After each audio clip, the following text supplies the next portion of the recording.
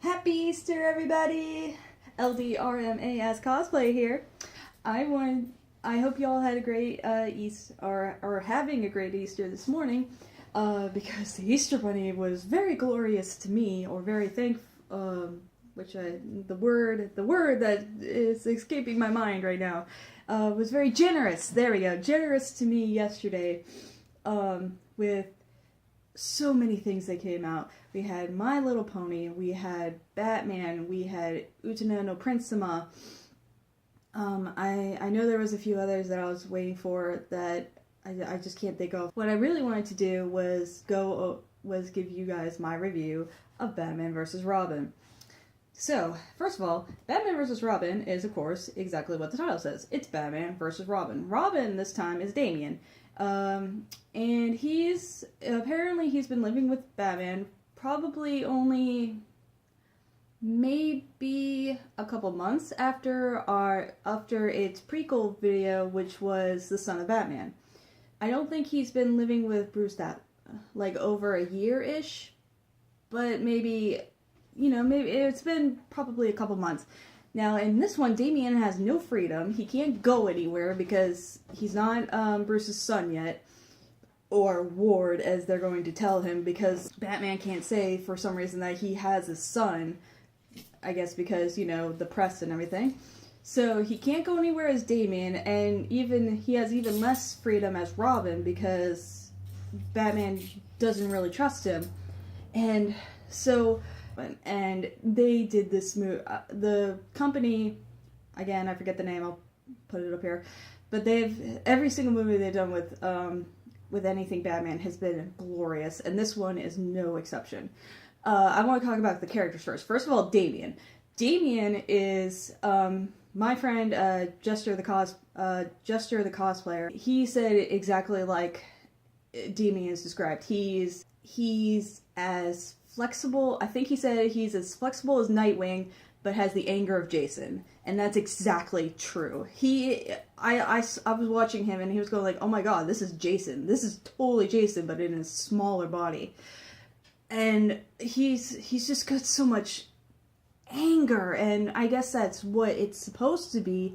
But at the same time, it's, oh my God, he is literally.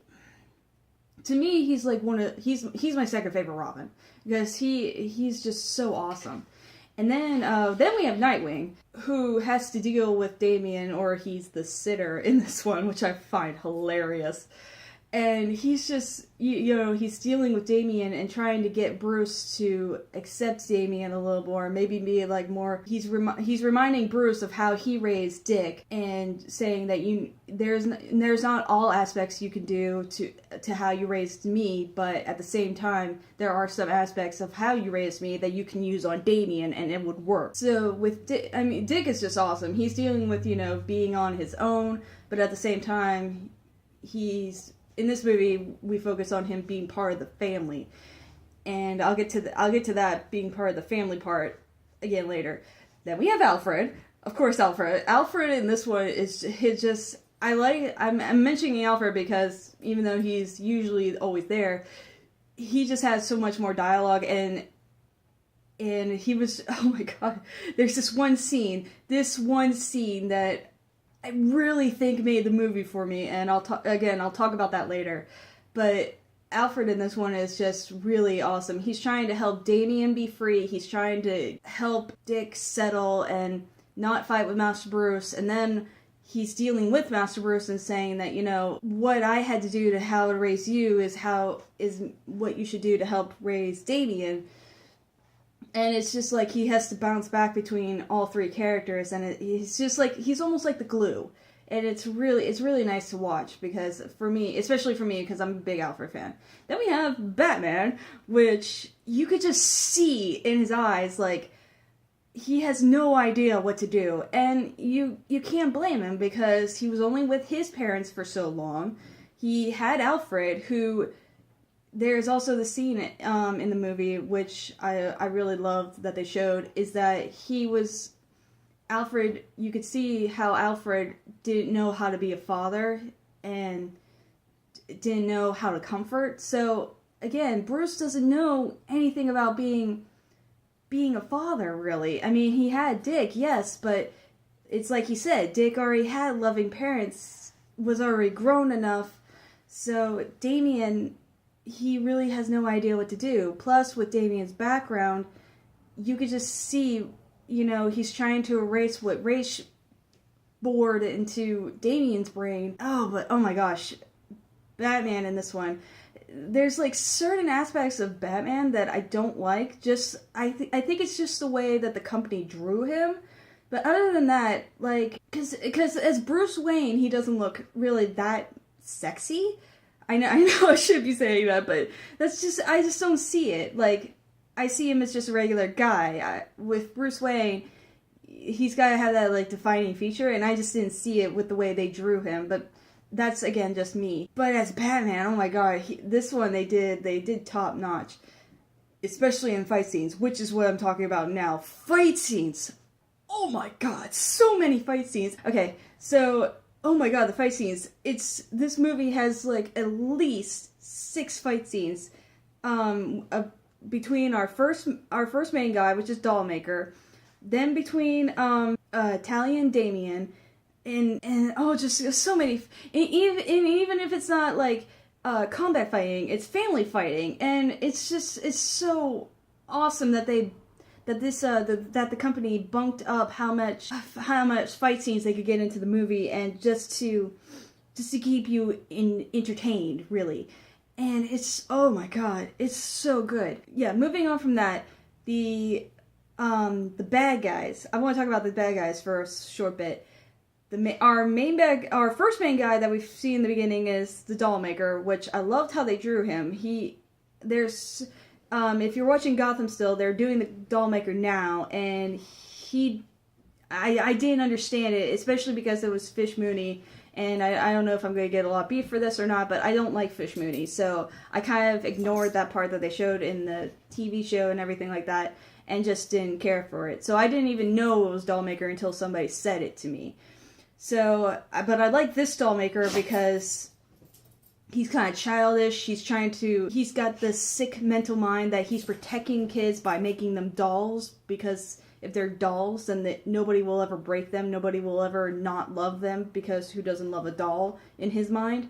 And I actually liked that they said why he was being bad, because in his mindset it's works. It's them being dolls and them never not being loved. So that's a good aspect. I like that about the Dollmaker. Then we have our semi-main bad guys, which is the Court of Owls. Nightmare material, that's what they are to me. They were Scarecrow meets Slade meets just plain out creepiness. Oh my, their masks, like I said, they're nightmare material for me, and it was sad because I actually watched it during the night after a whole day of marathoning everything that came out. I watched that last, and I was going like, oh great, now I'm not ever going to be able to sleep. So yeah, but they were amazing, and it's just incredible, the story behind it. There is a scene in the movie where Bruce's parents explained to him the Court of Owls. So, oh my god, they're nightmare material. Then we have our main bad guy, which is Talion, he's basically the Court of Owls henchman, and he's trying to get Damien to join him, and he's exactly what I think, he's exactly the perfect opposite of Bruce, but at the same time, there's this one scene in the movie where a owl's flying off and it's carrying a bat, and just so when you see Talion and Bruce face off together, that's exactly what it looks like. It looks like an owl's going to carry away a bat, but at the end, the bat eats up the owl, and it's just wonderful watching these two fight, and especially they're fighting over Damien to keep him on their side, and it's just incredible. It really is. So we come to the main aspect, which I'm sure y'all are wondering, is what do I rank this movie as? And no matter what I rank it, it is incredible. You should go watch it, so please do. But I have to say now, because of that one scene that I mentioned before, this movie has literally become my top favorite Batman movie, and even beating out Red Hood, which is sad for me because there is absolutely nothing wrong with Red Hood. So sadly though, this beat it out last night, and that is because of this scene right here. Frickin' Alfred having a bazooka gun. Oh my god, I was watching that, I was going like, yeah, Alfred, go, go, go, go! And that was more of a joke. For me, this movie just topped it because it included so much more family time. It wasn't about Damian choosing sides to me. It was about the family trying to keep their family together. And with Alfred, Dick, and Batman, and Damian all trying to work together, but at the same time not, and separating from each other, and just Bruce becoming this father figure that he's always meant to be. Again, I hate saying it about Red Hood, but Red Hood has sadly been dunked down to my second favorite right now, and this one I could watch this one probably on repeat for a whole day, miss some things that I've missed before, and still enjoy it. And again, that's just how it is for me, and I hope you all enjoyed this movie just as much as I did. I know I'm not a great reviewer. I'm not like Jeremy Jahns, or I'm not like that guy with the glasses.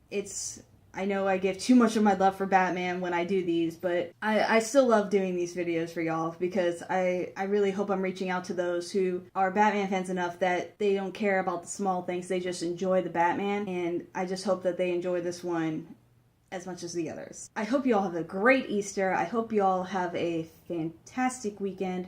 So yes, happy Easter everybody, and go enjoy Batman vs. Robin. I sadly have not got the DVD yet, so I don't know any of the special features. Comment below and let me know what's on the special features so I could get excited for when I get the DVD. Alright, so yes, again, have a fantastic Easter everybody. Bye.